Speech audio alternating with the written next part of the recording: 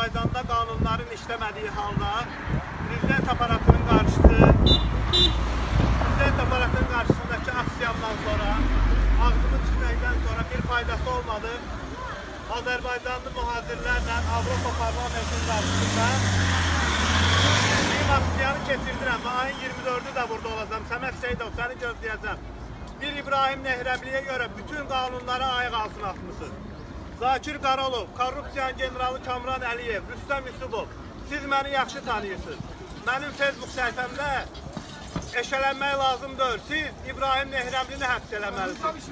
Mən nə qədər ki haqqımı almamışam, Avropa Parlamentinin qarşısında, bütün səfirliklərin qarşısında aksiyamı davam elətdirəcəm. Al olsun, Arif Paşayev, sənə səslənirəm. Gec-tez mən səni rəzil eləyəcəm. Necə ki, bax bu vəziyyətdə eləyirəm. Sağ olun.